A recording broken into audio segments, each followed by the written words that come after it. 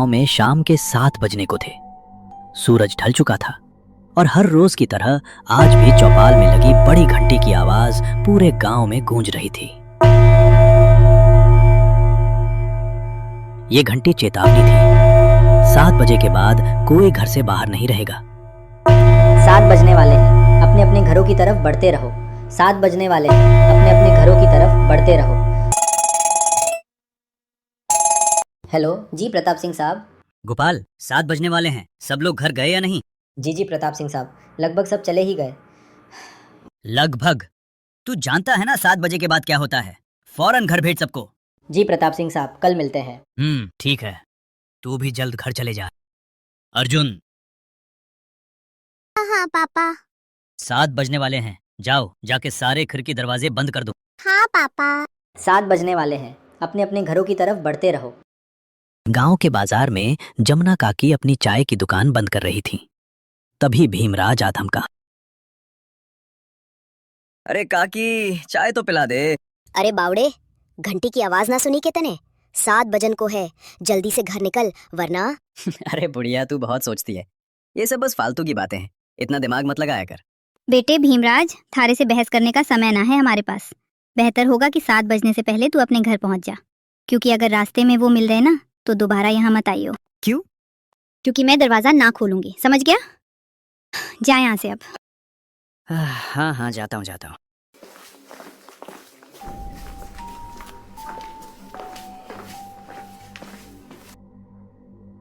भरतपुर में अंधेरा गिर रहा था। चौपाल की घंटी की आखिरी गूंज अभी भी गलियों में थी। जमुना काकी अपनी दुकान का आखिरी ताला लगा ही रही थी कि मोबाइल बज उठा। हाँ बोलो प्रताप सिंह साहब। काकी, सब लोग घर चले गए ना? हाँ, सब चले गए, तुम चिंता क्यों नहीं करो। ठीक है, आप भी याद से खिड़की दरवाजे बंद कर लेना। रोज फोन करके यही बोले है तू। अरे 7 महीनों से गांव में कुछ ना हुआ तो अब के हो जावेगा। 7 महीने पहले जो हुआ था वो दोबारा भी हो सकता है, इसलिए सावधानी जरूरी है। उधर घर में अर्जुन सारे खिड़की दरवाजे लगा कर लौटा था। प्रताप सिंह दालान में बैठे बाहर अंधेरे को घूर रहे थे। पापा, सारे खिड़की दरवाजे लगा दिए। और पर्दे लगाए? पर्दे क्यों? खिड़कियां लगा तो दी है, और वैसे भी वो लोग तो तभी अंदर आ सकते हैं ना जब उन्हें अंदर बुलाया जाए। तो फिर अर्जुन, होश में हो? क्या बोल रहे हो? प्रताप सिंह की आवाज में गुस्सा कम, डर ज्यादा था। अर्जुन सकपका गया। अरे हम पर्दे उनसे छिपने के लिए थोड़ी लगाते हैं, बल्कि इसलिए लगाते हैं ताकि हम उन्हें न देख सकें, उनसे बात न कर सके और उनके बहकावे में ना आ सके। ऐसी गलती बहुत से लोगों ने की थी। उनके साथ क्या हुआ ये पूरा भरतपुर जानता है। इसीलिए अच्छा होगा कि हम वो गलतियां न दोहराएं। हम पापा, क्या मम्मी के साथ भी ऐसा ही कुछ हुआ था? क्या? वो भी? 7 बज गए हैं।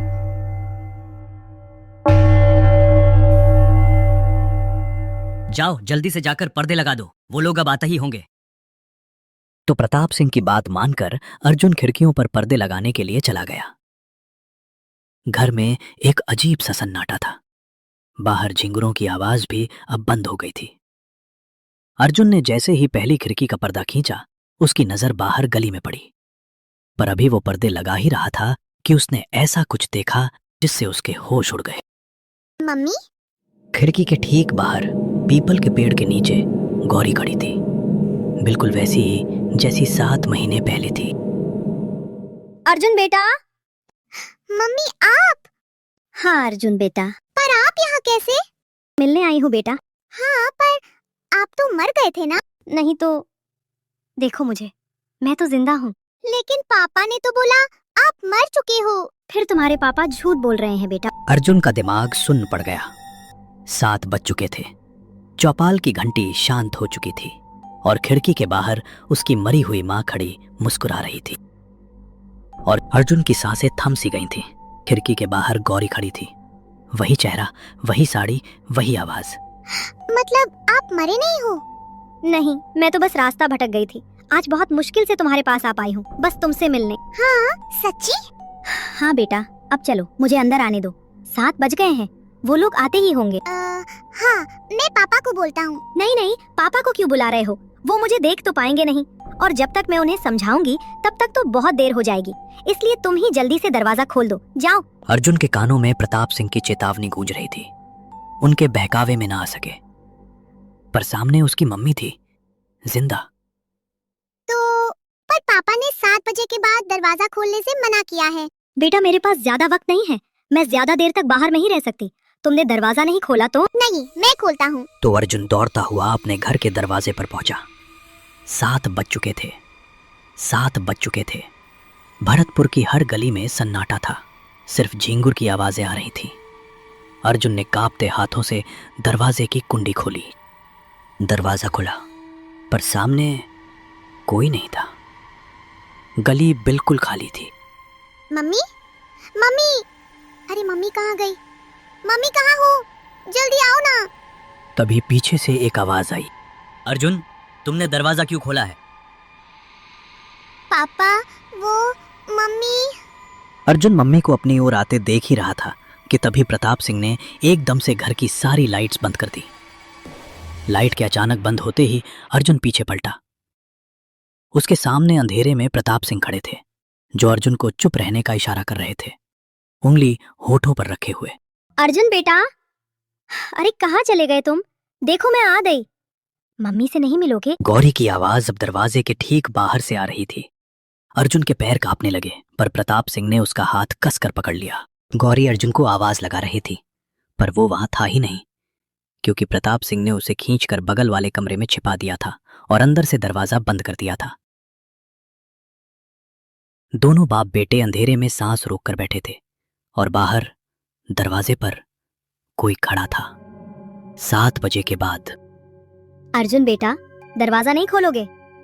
तुम्हारी मम्मी आ गई। कमरे के अंदर गुप अंधेरा था। अर्जुन और प्रताप सिंह दोनों की सांसें थमी हुई थी। बाहर दरवाजे पर थाप पड़ रही थी, धीमे धीमे, ठक ठक। पापा, उन्होंने बोला वो जिंदा है। श्श, कोई आवाज मत करो। लेकिन पापा, मुझे मम्मी से मिलना है। तुम्हें अगर सच में लगता है कि वो तुम्हारी मम्मी है तो उनसे कल सुबह मिल लेना, ठीक है? पर अभी के लिए शांत हो जाओ। बाहर से अब गौरी की आवाज बदल गई थी। अब उसमें ममता कम और एक अजीब सी जिद ज्यादा थी। प्रताप सिंह, ओ प्रताप सिंह, अरे मिलने दो ना मुझे अर्जुन से। कब तक झूठ बोलोगे उससे कि मैं मर चुकी हूँ? बेटा बिल्कुल भी ध्यान मत दो और आंख बंद करके सो जाओ। पर पापा, मम्मी ये क्या बोल रही है? शांत रहो अर्जुन, कल सुबह मैं तुम्हें सब समझा दूंगा, पर अभी के लिए चुपचाप आंखें बंद करो और सो जाओ। बाहर से थाप अब तेज हो गई थी। प्रताप सिंह, आप सुन रहे हो ना? खोलो दरवाजा। अर्जुन ने डर के मारे अपने पापा के कंधे पर सर रख लिया। प्रताप सिंह ने उसे कसकर अपनी बाहों में भींच लिया। दोनों की धड़कनें इतनी तेज थीं कि एक दूसरे को सुनाई दे रही थीं। बाहर गौरी की आवाज अब विनती से धमकी में बदल रही थी। आखिरी बार बोल रही हूँ प्रताप सिंह, खोल दे दरवाजा, वरना। फिर अचानक सन्नाटा, थाप बंद, आवाज बंद, जैसे कोई था ही नहीं। पूरी रात प्रताप सिंह सोए नहीं। अर्जुन कब उनके कंधे पर सो गया पता ही ना चला। सुबह की पहली किरण खिड़की के पर्दों से छनकर आई, तब जाकर प्रताप सिंह ने राहत की सांस ली। अर्जुन उठ जाओ, सुबह हो गई है। हाँ, सुबह हो गई। तो मम्मी से मिल सकते हैं ना आप? आओ मेरे साथ, तुम्हें तुम्हारी मम्मी से मिलाता हूँ। लेकिन जैसे ही दोनों कमरे के बाहर आए, दालान में दरवाजे के पास वहां कोई नहीं था। रात की थाप का कोई निशान नहीं, कोई आवाज नहीं। बस चौपाल की घंटी की दूर से आती आवाज, टन टन। ये सुबह 6 बजे की घंटी थी, मतलब रात का पहर खत्म। मम्मी कहाँ गई? मैंने कहा था ना कि वो तुम्हारी मम्मी नहीं थी। पापा, वो मम्मी जैसे ही बात कर रही थी। बेटा मैंने समझाया था ना तुम्हें, पर्दे लगाने के पीछे की सबसे बड़ी वजह यही है कि हम उन्हें देख ना पाएं, उनकी बातों में ना आ पाएं। जैसे कल तुम आ गए। पर वो बोल रही थी कि वो मरी नहीं है, जिंदा है। अगर वो मर गई है तो यहाँ कैसे आ गई? एक काम करो, मेरे साथ आओ। हाँ, कहाँ पापा? बस चलो मेरे साथ, तुम्हें कुछ दिखाना है। तो उसके बाद वो दोनों गांव के लगभग बाहर चले आए।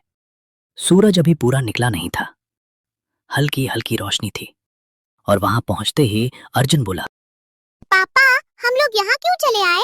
बताता हूँ, पर पहले आसपास देखकर ये बताओ कि यहाँ क्या दिख रहा है तुम्हें। यहाँ तो कुछ भी नहीं है। आसपास बहुत सारे पेड़ हैं। सामने गांव से बाहर जाने का रास्ता है और पास में भीमराज भैया का घर है। तुम्हें कहीं पर कोई बस दिख रही है क्या? हाँ, वो उस तरफ एक पुरानी सी बस है। क्यों? हाँ बेटा, ये वही जगह है जहाँ तुम्हारी मम्मी गौरी की मौत हुई थी। अर्जुन के पैरों तले से जमीन खिसक गई। वो उस बस को देखता रह गया। हाँ, उस दिन हमें शहर से लौटने में देरी हो गई थी और भरतपुर पहुंचते पहुंचते सुबह के 4 बज गए। सूरज निकलने में थोड़ा वक्त था तो गांव के सभी घरों की खिड़की दरवाजे बंद ही थे। इसीलिए सुबह होने तक हमारे पास झाड़ियों में छिपे रहने के अलावा कोई चारा नहीं था। प्रताप सिंह की आवाज भर्रा रही थी। वो 7 महीने पुराने उस मंजर को याद कर रहे थे। हम लोग एक झाड़ के पीछे छिपे ही थे कि मैंने तुम्हारी मम्मी की एक आवाज सुनी। प्रताप जी, उन्होंने हमें देख लिया है, हमें कहीं और जाना पड़ेगा। हाँ हाँ, पर कहाँ? आसपास कोई घर है? घर तो है, पर मुझे नहीं लगता कि अभी कोई दरवाजा खुलेगा। तो अब क्या करें? वहाँ एक पुरानी सी बस है, हम उसमें जाकर छिप सकते हैं। हाँ ठीक है, चलो। तो हम दोनों फटाफट उस बस के पास पहुंच गए। पर फिर प्रताप सिंह की आंखों में आंसू थे। वो उस रात को फिर से जी रहे थे। फिर पापा, फिर क्या हुआ? मैं तो बस के अंदर चला गया, पर तुम्हारी मम्मी मेरे पीछे नहीं आ पाई क्योंकि वो बाहर खड़े होकर किसी से बात करने लगी। क्या हुआ बेटा, क्यों रो रहे हो? आंटी, मुझे बहुत डर लग रहा है। मैं बाहर छूट गया हूँ। मेरा घर बहुत दूर है। अरे बेटा, रो मत। एक काम करो, मेरे पास आओ, हम लोग इस बस में छिप जाएंगे, फिर वो लोग हमें नहीं ढूंढ पाएंगे। सच में आंटी, कोई नहीं ढूंढ पाएगा? हाँ हाँ, पक्का कोई नहीं ढूंढ पाएगा। आ जाओ।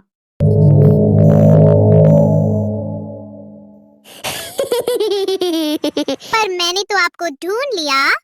मैं गौरी को बचाने के लिए बस के बाहर जाने लगा, पर तब तक बहुत देर हो चुकी थी। बस को उन लोगों ने चारों तरफ से घेर लिया था। किन लोगों ने पापा? वो लोग जो 7 बजे के बाद भरतपुर में निकलते हैं। सुबह की रोशनी अब तेज हो रही थी, पर उस पुरानी बस के पास खड़े प्रताप सिंह और अर्जुन के चारों तरफ जैसे अब भी उस रात का अंधेरा पसरा था। प्रताप सिंह की आवाज में दर्द था। बस को उन लोगों ने चारों तरफ से घेर लिया था। हेलो अंकल, बाहर आओ ना, खेलो हमारे साथ। प्रताप सिंह ने अर्जुन को देखा। अर्जुन की आंखें फटी की फटी रह गई और शायद मुझे देखकर हंसे जा रहे थे। उन आवाजों को सुन मैं इतना घबरा गया कि अपनी जगह से हिल भी ना पाया। फिर पापा, फिर क्या हुआ? पर थोड़ी ही देर बाद वो आवाजें आनी बंद हो गईं और गांव के लोगों की आवाज सुनाई देने लगी। मैं समझ गया था कि सुबह हो चुकी थी। तो मैं बस के बाहर निकलकर तुम्हारी मम्मी को आवाज लगाने लगा, गौरी, गौरी। पर वहां अब कोई नहीं था। कोई नहीं था मतलब? बस के चारों तरफ खून के निशान थे और गौरी की चूड़ियों के टुकड़े। मैं कई दिनों तक उसके लौटने का इंतजार करता रहा, पर वो नहीं लौटी। फिर जब गांव वालों ने मुझे बताया कि रात 7 बजे के बाद उन बाशिंदों के साथ गौरी भी शिकार पर आती है, तो मुझे इस भरतपुर का एक गहरा राज समझ आया। क्या राज पापा? यही कि जो लोग रात को इस गांव में आते हैं वो इसी गांव के रहने वाले थे, पर उनकी मौत के बाद वो ऐसे बन गए। मतलब कल जिसे हमने देखा वो तुम्हारी मम्मी नहीं थी बेटा, क्योंकि मरे हुए लोग वापस नहीं आया करते, इंसान बनकर तो बिल्कुल नहीं। पर पापा, वो बिल्कुल मम्मी जैसी लग रही थी, वैसे ही बोल रही थी। बेटा, वो उनकी सबसे बड़ी ताकत है। वो तुम्हारे सबसे प्यारे इंसान का रूप ले लेते हैं ताकि तुम दरवाजा खोल दो। एक बार दरवाजा खुला तो फिर कुछ नहीं बचता। अपने पापा से बात करने के बाद अर्जुन के मन में बहुत सारी बातें चल रही थी। गौरी की वो आवाज, वो चेहरा, वो बेटा कहकर बुलाना, सब झूठ था। और वो बच्चे जो कल रात गौरी के साथ थे, वो उन्हीं ख्यालों में खोया हुआ जमुना काकी की दुकान में बैठा हुआ था कि तभी हर तरफ से घंटी की आवाजें आना शुरू हो गईं।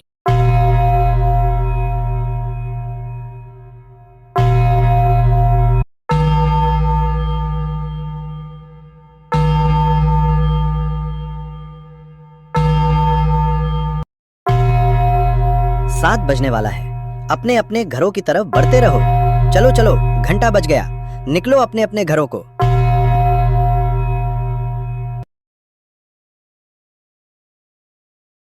अरे बावरे, दिमाग फिर गया है क्या थारा?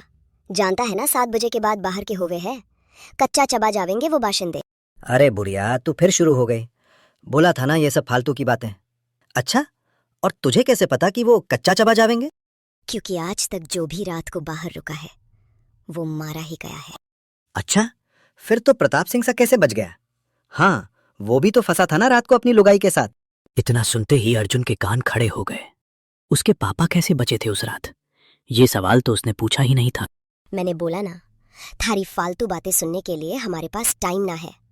जा, निकल अब यहाँ से। हाँ हाँ, जाता हूँ।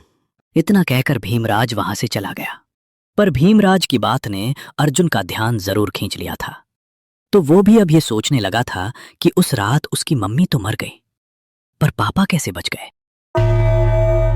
भरतपुर में शाम ढल चुकी थी। चौपाल की घंटी की आखिरी गूंज के साथ जमुना काकी ने अर्जुन को टोका।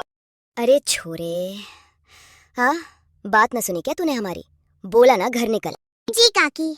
तो अर्जुन हड़बड़ाता हुआ जमुना काकी की दुकान से बाहर निकल आया। वो घर के लिए निकलने ही वाला था कि उसके मन में एक और ख्याल आया। भीमराज ने कहा था प्रताप सिंह सा कैसे बच गया? अर्जुन ने पलट कर देखा। भीमराज गली के मोड़ पर मुड़ रहा था। 7 बजने में अब बस कुछ मिनट थे, पर अर्जुन के दिमाग में सवालों का बवंडर था। वो सीधा भीमराज के पीछे चल पड़ा। भीमराज भैया, भीमराज भैया। के हो गया छोड़े, कहाँ भागा चला आ रहा है? वो मुझे ना आपसे एक बात पूछनी है। अरे तुम्हारे पास हमारी ही बात दोहराने आया है के? जल्दी पूछना, के पूछना है इतना? वो आप वहाँ काकी को बोल रहे थे ना कि एक रात मेरे पापा और मम्मी बाहर रह गए थे और मम्मी को तो उन लोगों ने मार दिया था, पर पापा किसी तरह बच गए। ये सुनकर भीमराज जोर जोर से हंसने लगा। आखिर कैसे बच गया था प्रताप सिंह, और क्या था 7 बजे का असली कारण? पूरी कहानी जानने के लिए कमेंट करो पार्ट 2।